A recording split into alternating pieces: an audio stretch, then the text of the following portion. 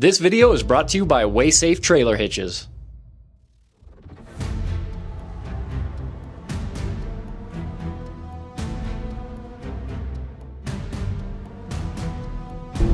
Come on, Rebel. There's a Rem Rebel in front of me. Go, go, go! Yeah, so we've seen all mix of weather. We've seen sun, rain, and clouds, which is interesting because... Oh, so my foot is in the firewall right now. I'm actually using all of my horsepower.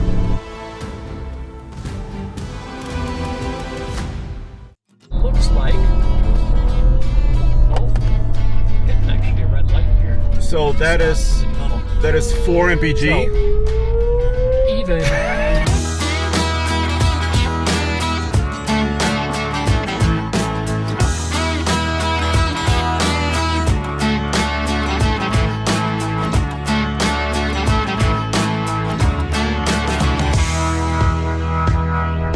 My friend, this is a humongous video because on this episode of TFL Truck, we're gonna find out what's the best brand new V8 towing truck. Exactly. This is a big hike because we've got all three V8s. We've got the Ram, the Chevy, and the Ford, and we're running all three trucks with the same trailer on the Ike Gauntlet. The world's toughest towing test.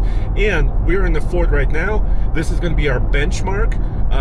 As always, we're gonna do downhill first, uphill next, and then we're gonna switch trailers and do it bam, bam, bam with the Chevy and the new Ram HEMI. And on our way down the hill, we're going to count our brake applications as always so we see how well these different V8s do with slowing down this trailer on a steep mountain road. Exactly. This is a 7% grade, 8-mile run. And as always, we're popping out of the tunnel, going down the mountain at 50 miles an hour. And every time we go just over 60, which is the speed limit, I apply my brakes. Exactly, and I've got my pen and paper. I'll be counting the brake applications.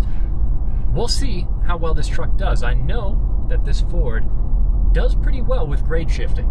Yes, and all right, it begins. So let's count the first one.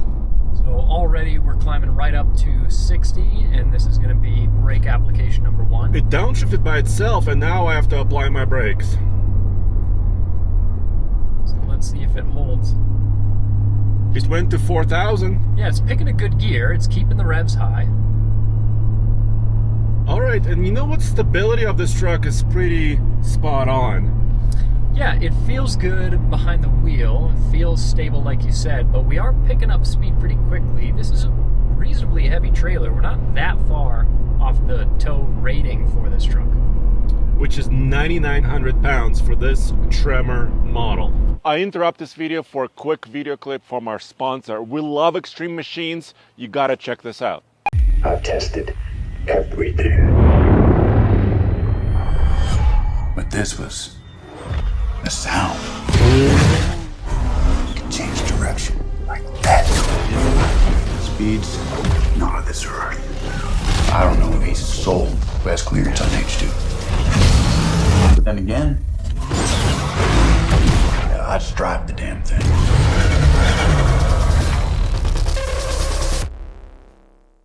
How about right now we show the trailer that we're pulling?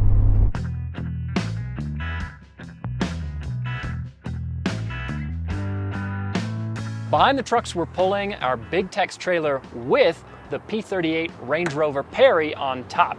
The trailer's a bit over 3,000 pounds and this Range Rover is right around 5,000, so total we should be hovering right around 8,500.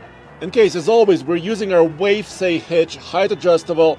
There's a scale right there, so we know exactly the tongue load we have. Absolutely, which is important because we are loading these trucks up pretty heavy. And they have a variety of hitches, anything from kind of this one to a much more heavy-duty one, or actually more lightweight one. We're about halfway down the Ike, and this is going to be brake application number 5. But I've got to say, Andre, so far, I'm pretty impressed with the truck downshifting and keeping our speed under control.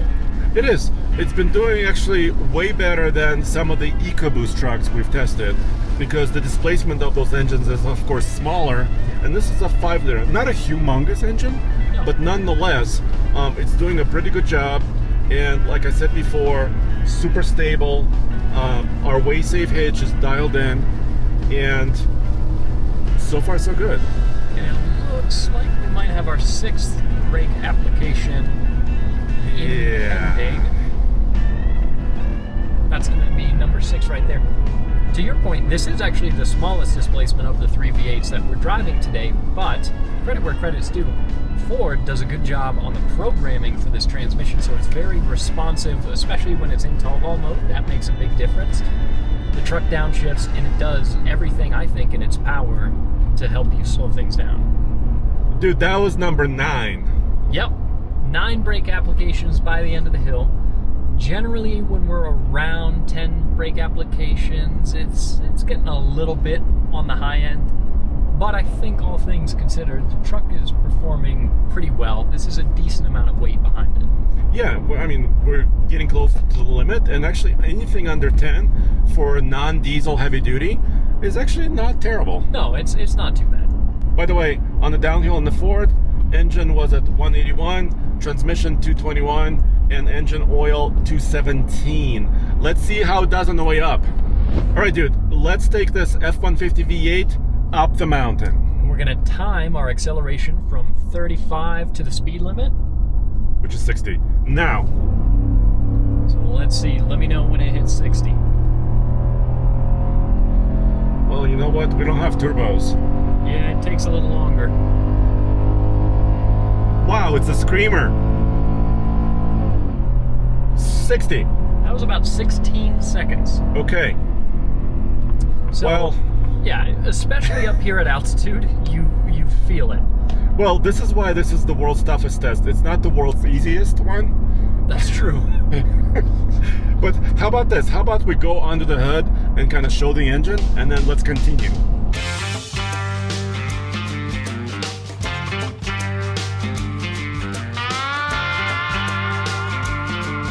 We're used to this engine now, right? 5-liter Coyote V8.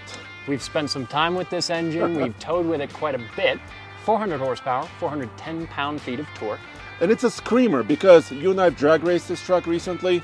Maximum torque comes in at about 4,250 RPM, and maximum horsepower comes in at 6,000. So 10-speed automatic, this should be a good screamer. So like we said under the hood, this engine loves to rev and rev high. And it makes a bit of noise. It's not a bad noise. No. It's not a noise that I'm upset about, but we always like to measure the sound in the cabin here.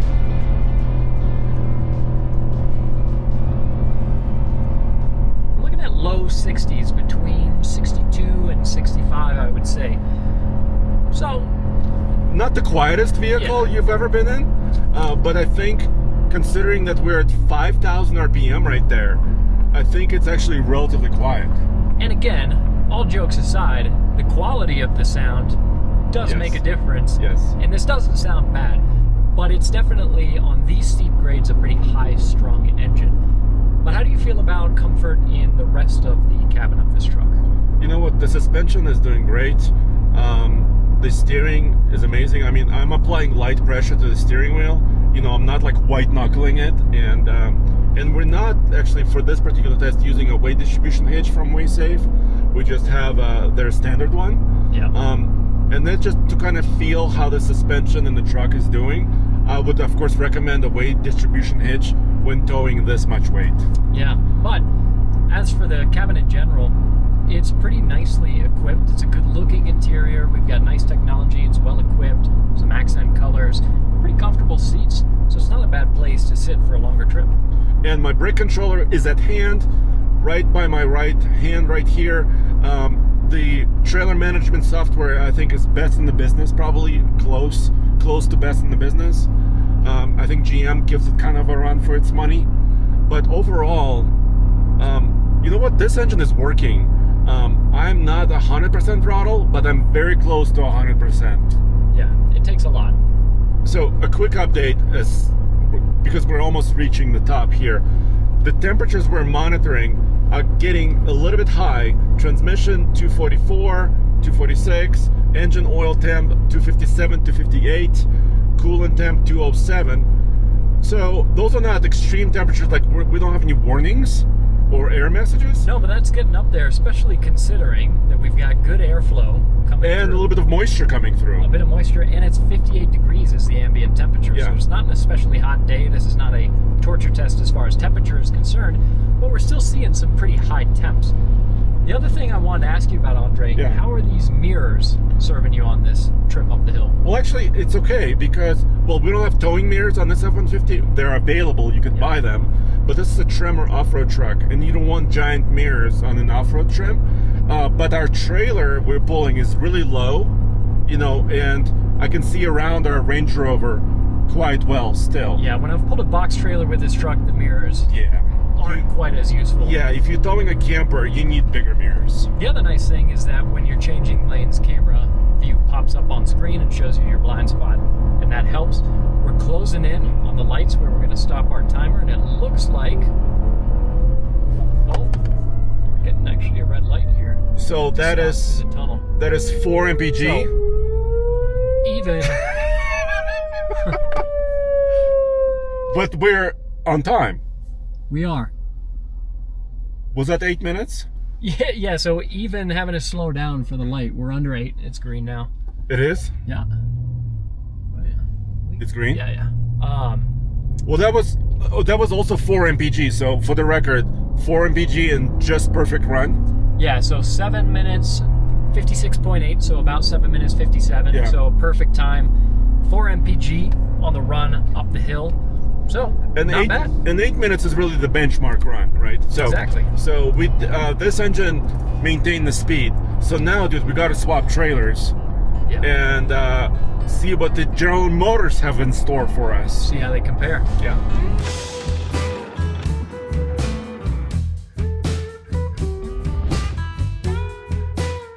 And just like that, we are in the Chevy. And Andre, as we come out of the tunnel in Yes. the Chevy for the downhill on the Ike, Yes. I've got a question for you, one that we see a lot. How come we don't downshift manually? Thank you for asking. It's because we want to test the tow haul algorithm of the truck, right? They all have implemented grade shifting into their brain of their transmission and their engine. And we want to test that. We don't want to test my skill level. We want to test the truck. Exactly. We're testing how well the trucks are designed to do this kind of driving. To your point, not so much testing ourselves in the trucks. Exactly. So my first brake application is coming up right now. Okay, so that's number one. Waiting to hear it downshift a little bit. We hold on. Seems like There. It's It's sticking with a higher gear. Yeah, it didn't want to downshift by itself. So you know what I've noticed this before in some GM vehicles, where it takes them a little, like maybe 30 seconds to understand, like the situation we're in. Yeah, and because of that, we're already up to 61 again. So Yeah. that's our second brake application already. So, And I use my brake a little bit more aggressively. I want to let the truck know. And we're in tow haul mode, so Yeah. I'm doing everything correctly. Exactly. We're configured to be doing exactly what's going on. And I wish that the truck would downshift a little bit more aggressively. So we're Well, walking kind of right back up. Towards 4,000, almost. But remember, Ford was near 5,000 RPM. Third brake application right there. So we'll see how it does. There. Did you notice it just downshifted again? Yeah. So you know what? Maybe it takes these computers just a little while to get acquainted with what we're doing. Yeah, it seems a little bit slower to respond. And just like that, Andre, we're at our 7th brake application, about halfway down the hill. So we're not doing as well as we were in the Ford. But keep in mind, this is a slightly larger displacement. This is a 5.3 V8, not a 5.0. Yep. Like we were just in. And this is a 10-speed automatic, just like the Ford, except the rear axle ratio is different. Is it? This is a little bit more relaxed, 342 to 1, versus Ford's 373 to 1. But I know what you're commenting right now. We can't swap axles, my friends. Yeah, exactly. We can't. We're only able to do so much, and that was number 8. Yeah. And also, the manufacturer, that's the way they designed this vehicle. They don't design it with different axles, right? The other thing it's worth mentioning Yes. is that this is not a trail bus. It is not a trail bus. You know, the trail bus would have been a better head-to-head comparison to the Tremor and the Warlock, except I couldn't find one with a V8. I could find them with a Duramax straight 6. This is number 9 on our brake applications. I could find it with a 2.7, but a trail bus V8 is actually currently not easy to find. Yeah, so we're at the mercy of the trucks that we can get access to. Yeah. In an ideal world, it would be a trail bus. But the only difference between this and the trail bus, because this is a C71, Yeah. it's just the height. Yeah. The height will be a little bit different, and that's it. Yeah, so if we were going off-road, it would be a noticeable difference. For towing, it's not as significant. Exactly. Well, Case, we're leveling out at the very end. Oh! 12. I have to hit it again. I mean, by the rule, right? Exactly, yeah. We got to hit the brakes to stay within the speed limit. Yeah. So that's 12 brake applications. We're now on a flat enough section of highway. We're not going to have another. So that's our final number. Exactly. So, gosh, it's over 10. It's 3 worse than the Ford.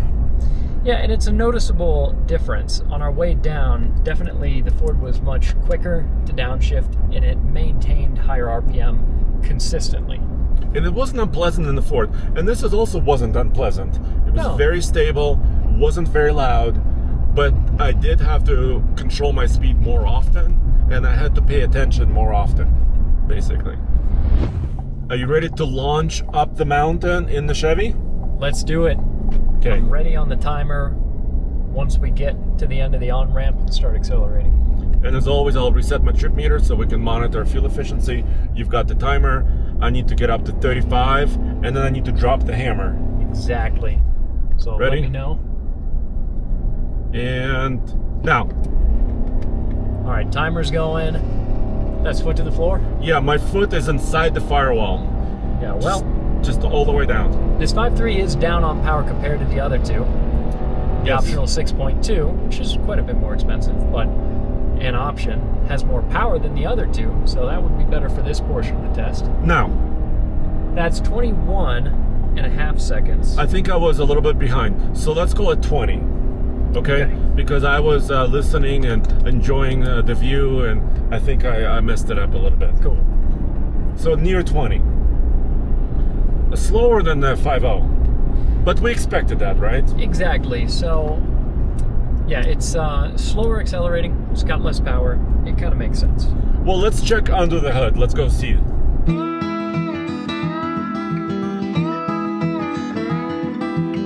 Andre, I've got a question. Yeah. Why 5.3 and no 6.2? Dude, as you know, we've had many meetings in our studio arguing, should we bring the 6.2 V8, because Chevrolet and GM offers both engines, of course. But in the end, we decided 5.3 because the displacement is similar to the engines in the other trucks. Also, it's a little bit more affordable choice, like the Warlock and also that base Tremor. So in the end, this is the engine that we wanted to choose. 355 horsepower and 383 pound-feet of torque. And that torque comes in relatively early at 4,100 RPM and a 10-speed automatic. Yeah, so it's just like the Ford. It's got a 10-speed. Both the Ford and the Chevy have a few more ratios to pick from than the Ram, so we'll see if that has an impact. This Silverado comes courtesy of our buddies over at Johnson Auto Plaza in Brighton, Colorado. If you're in the market for a brand new truck, make sure you give them a visit. They sell Chevys, they sell Rams, they've got all kinds of vehicles on the lot, and you can check them out in the link in the description. All right, dude, so we're still monitoring temperatures, and I could mostly monitor my transmission, which is probably the most important. 187 right now, 189, so it is warming up.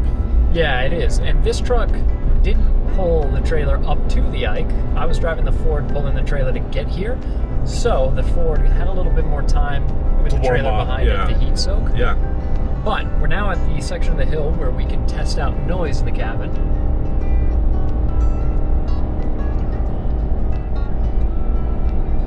And we're hovering right around 60, so it's a little bit quieter than it was in the Ford. Okay.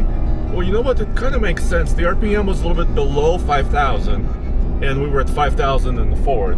So I think it kind of makes sense for what we're doing that this is a slightly quieter, actually a little bit more pleasant. By the way, it's also quieter outside, which I wish it would have been louder. Yeah, the Ford from the outside sounds pretty good, which is fun when you spend the money on a V8. But this truck, it's not the case. This truck is pretty muted. Yeah, we need to put an exhaust system on this one. Yeah, it might not help with the decibels, but it would make it sound pretty good. How do you feel about comfort on this interior? Well, you know what? I think we've said it before that General Motors have some of the harder seats in the business. So I think long trip comfort, this is not the best for that compared to the Ram and the Ford. I agree with you, but the interior design is pretty nice. I like the fact that we've got a bench seat here underneath the center console. That's always so a this cool is a little thing bit more basic. Once again, value oriented. So it's quite nice. And actually the screens are nice. I mean, we have a lot of information. The trailer management software is really good. My trailer brake controller is at hand by my right hand, which is perfect. I think it's really on par with Ford. Yeah, for a more basic interior and in a less expensive truck than the Ford, I really don't mind it. Right now, Kase, I'm basically foot to the floor. And we're once again near 5,000 RPM. And yeah, I mean, this truck still has the power to move its speed limit, but I think I'm using all of it. I am. And actually our elevation of the iGauntlet, we are cresting towards 11,158 feet above sea level. So as such, we have about a third less at this elevation, a third less air density than at sea level. So that 355 horsepower, it's probably under 300 at this point. And as this engine is screaming, it's worth mentioning this truck also has the smallest fuel tank of the three. 24 gallons here versus 33 in the Ram and 36 in the Ford. Yeah, but you know what? Just driving it around town, this 5.3 is very pleasant, also very efficient. So I think that was the thinking of GM, right? They did not give it a humongous tank because, and I'm being boxed in, they didn't give it the biggest tank because it's kind of a little bit more efficient vehicle, right? Sure. I am impressed with this truck though, because it has the most payload of the three. Heck yeah. This one's right around 1,800. Nice. The Ford is the next closest at about 1,600. It's not too far off. And the Ram comes in at the bottom, right around 1,300 pounds of payload. And the Ram is actually configured with the interior similar to this, although of course those trucks are heavier because of the heavier suspension, skid plates, bigger tires, but still 1,800 pounds in a 4x4 vehicle like this, nicely equipped, that's pretty good. But this has the lowest tow rating, isn't it? That's true. So this truck has 9,300 pounds of towing. The Ram comes in at the middle at 9,600 pounds, and then the Ford 9,900 pounds. To your point though, that's one area where these aren't exactly apples to apples, and you'll notice that because like you said, this truck doesn't have the same skid plates and a few other off-road features that the other trucks have. So that's one of the reasons it might be a little bit better on payload. But it's worth mentioning those numbers anyway. Okay, and my transmission is reaching 199, so almost 200 degrees, so it's cooler running than the Ford, at least, that we just did. Yep. And then we're getting ready with our numbers. Are you ready to stop the timer? Coming up on the light Now. So, 7 minutes, 52 seconds, similar time to the Ford. And just 4.2 mpg. A little bit ahead, and a little bit better on fuel economy. So despite the lack of power, did decently well. We did hit a little bit less traffic on this truck, and we didn't hit the red light that we hit on the last run in the Ford. Yeah. So I would say their times are about equivalent, but I like to see that this actually got slightly better fuel economy. And it kind of makes sense, maybe less power, you don't quite need as much fuel, to fuel those horsepower, right? Exactly. So it kind of makes sense. About the same time, slightly better on efficiency.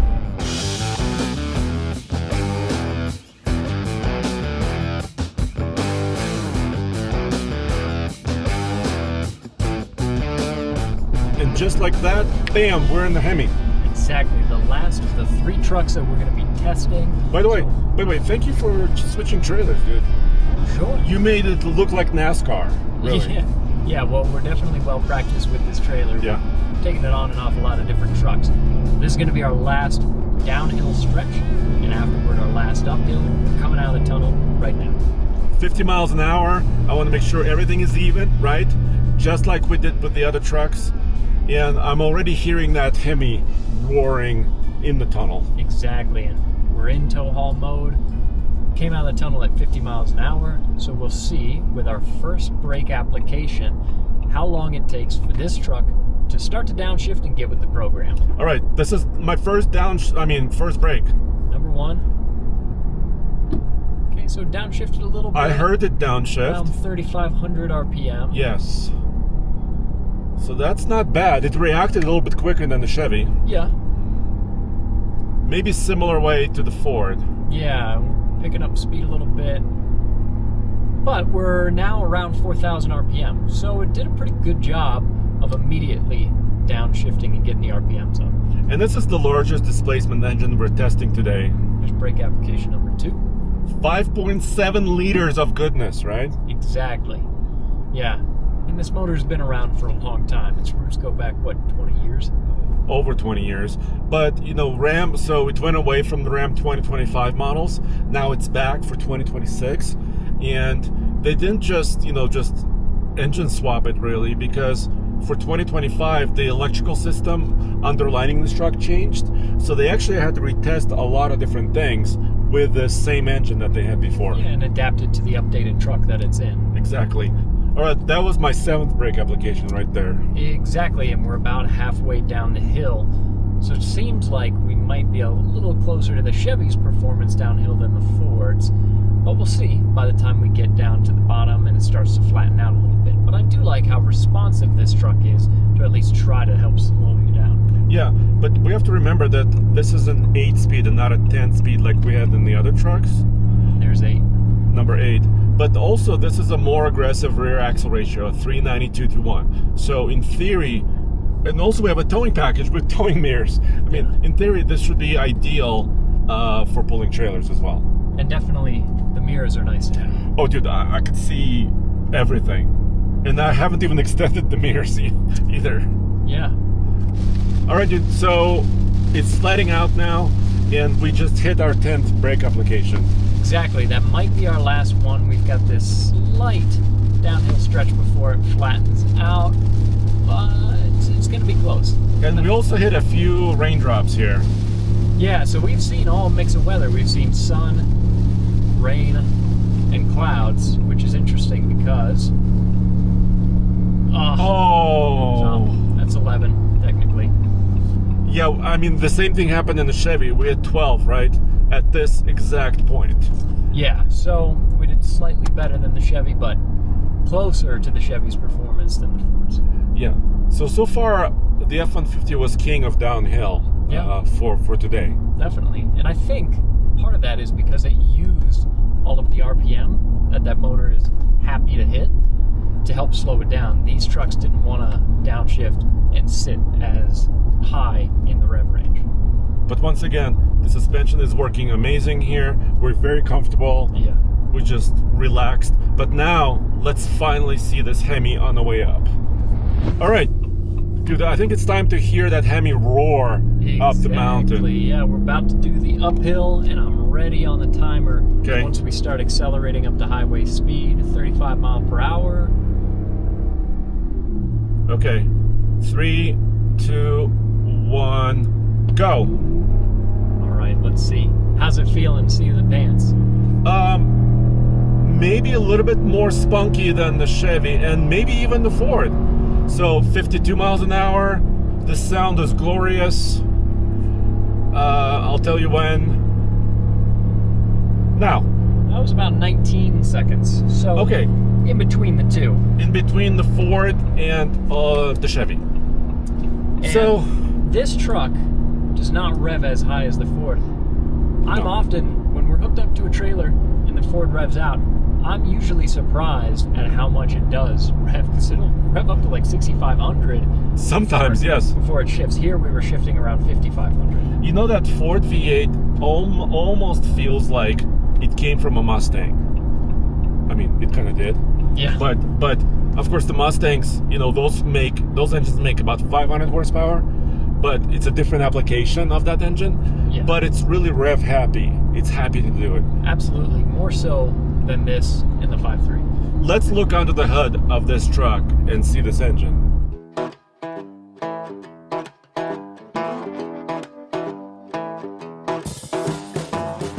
HEMI is back, folks. Yeah, it's a good day when we see 8 cylinders back in a Ram pickup truck, and this 5.7 has 395 horsepower, 410 pound-feet of torque. It's an oldie, but a goodie. Yeah, and for 2026, which is what this is, all V8s get this, the e-torque electric motor, which is connected via the belt. So smooths out some of those shifts. 8-speed automatic, should have a lot of power. For 2026, every new Ram HEMI comes with a previous and glorious Rebel GT exhaust system. Yeah. So let's check our sound level. It sounds good.